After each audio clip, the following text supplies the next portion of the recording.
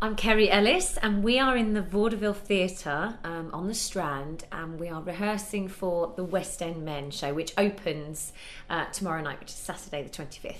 And I'm Nick Hutson. We're here with Kerry Ellis. Hello, Kerry. Thank you for coming on Musical Talk. Thank you for having me. It's very exciting. Obviously, the first question is West End Men. Well, I am a very special guest, so I don't mind, and it's going great. They're a great group of guys. We did a slightly different version of the show. I think it was last year. We did a couple of shows as a tryout out of town, and it went great. It was received really well. I think the boys work really well together, and having a female as a guest kind of just brings a bit of light and shade, and I think it works really well as a show.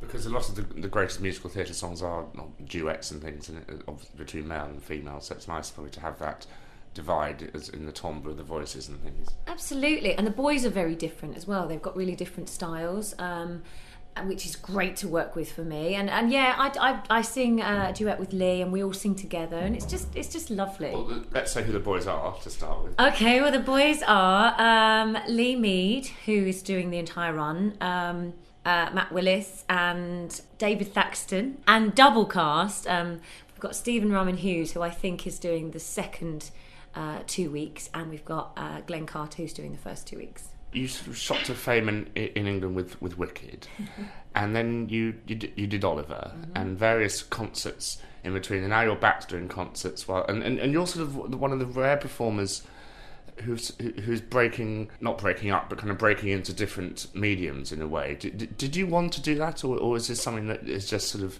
doors have opened for you and you'll happily prance through them? I think it's a bit of both. I've always been working on my music. I met Brian 11 years ago, and we started working on albums and music, so it's always been a parallel. I have done a lot of shows in the last 11 years. Oh, that's our crew. But it's been a parallel, and it just seems that now I've been able to step out and embrace that a bit more, and people are more accepting of that. I did my own show at the Palladium last Sunday, and it was a little bit nerve-wracking, because it was suddenly just me with a big band being me and telling my on that stage where you know that every single iconic stage, Liza Minnelli's performed there, and it was quite terrifying, but I did feel like I was ready for that. I felt like I had enough to talk about, enough to sing, and enough material, and I felt like I had interesting stories and stuff, so it was great. Well, you certainly have a very, very devoted fan base. I do. It's great. I'm always overwhelmed by it, and I never take it for granted. That these people spend their money and come and see me. And I was just on a tour of Rent, and some of them came to every show. I find it comforting, because it's like you start to know their faces and their names, and it's like having. It's always quite scary when you open a show, or when you do a show for the first time, and to know that you've got people there that are on your side and that aren't going to judge you is lovely, and a real support. So I embrace it, and I'm very grateful to them. So tell us more about some future album works that you might have planned.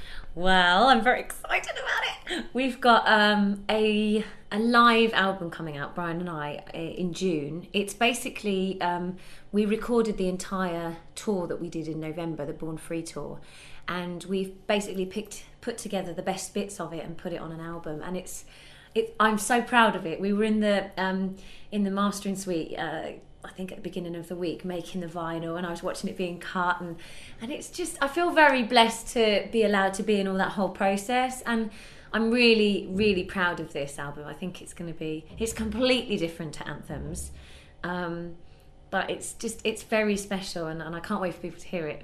It's interesting how, with Dress Circle's Sad Closure and things, how in a way it's become a lot easier for people to do albums, because the ease of people to order, they're sort of not physical products anymore, they're just things that you can buy online. Do you think, especially for young performers and writers, do you think that the album's becoming a lot easier?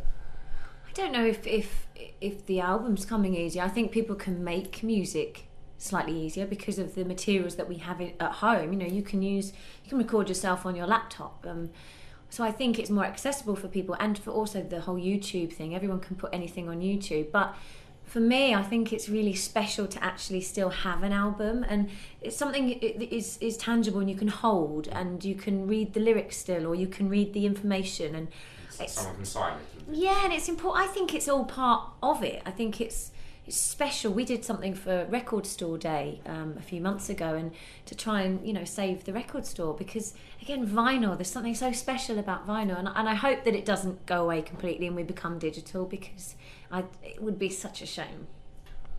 DJs still use vinyl I'm not a clubber, but I presume in the loud, dark places that people go to in the evening that aren't theatres, they use vinyl still. They do, and I think it's because of the sound. It's a thicker sound, isn't it? It's a different sound, and you get so much more atmosphere. I actually got my first record player for my birthday just gone, and I cannot wait to get this album that's come in and play it, because it's just something really special about sitting and listening to an album. Even if you do it on CD, at least you're putting it on and you're making time to listen. So you have to look for it, and yeah. It's not just so accessible. We're very as a nation, everything's very accessible to us, so we can kind of just get what we want when we want. And I think sometimes just stepping back and taking the time to do something is good. I used to love going to MVC, if you remember them, when I was little, MVC. with my pocket money and buying the best 60s album in the world ever, 9 or something. I don't remember NVC, but I remember Our Price. It was Our Price, HMV, MVC, Woolworths. Woolworths, yeah. What happened to Woolworths? Yeah. So tell us more about this show. What kind of songs can we look forward to? Well, it's a real mixture. The boys sing some female songs as well, which is really nice. Our fantastic MD, Will Stewart, has done some great arrangements. He's fabulous. And it's a mixture, really. There's a few songs in there that people are known for, like I'm sure Lee will do his Close Every Door. And Stephen will do something from Bombay Dreams, and I'm sure I'll do something from Wicked. It's just there's a bit of that, but there's also new stuff as well. It sounds like you're saying you're not quite sure what you're doing yet. I mean, is this process still, you're working on things, or you're coming up with ideas, or is it all in the bag? No, it's very much set. It's just that because my section is kind of halfway through Act 2, so I haven't really seen much of the boys yet. I know what they're doing, but today is the first day that we've all been together. They've been rehearsing by themselves, and I've been kind of going through my music and stuff. So this is our first day together, so I know what they're doing, I just haven't seen them do it yet. The marriage of the roles will come together. Yeah, crazy. And do you have any plans to go back and do book music, kind of, dare I say, real musical theatre? Yeah, absolutely. I'd love to. It's definitely in my psyche. I'm in a meeting about something for next year. We're talking about that, which is very exciting. For me, it's important to do the right thing now, because I've done a lot of shows and I've done some fantastic roles that I'm very grateful for. I feel I need to do something that's equally as prestigious or something that I can get my teeth into and really kind of I don't know, I just feel it needs to be the right move. And also there's not really so much around, it's difficult. These female power characters, there's not loads of them around, so you have to you've done the most iconic one in the 21st century, so and once you've done it, what do you do? So but no, there are some exciting things happening next year, so fingers crossed it all happens. What do you think of British musical writing and new things happening at the moment? I think it's really tough for new writers. A friend of mine that he MD'd my Palladium show, Craig Adams, is a new writer, and I've been around or experiencing, because through him, how difficult it is for him to get his music out there and shows out there, and it's tough for new writers, unless you have I don't like to say a name, but somebody with a bit of clout attached to what you're doing. It's quite difficult to get people to invest, because it's risky. This business is risky for people, and they kind of want a dead cert, and I think it's tough. But I think we should embrace it and help new writers out wherever we can, because they're the future, and we need that new influence of music.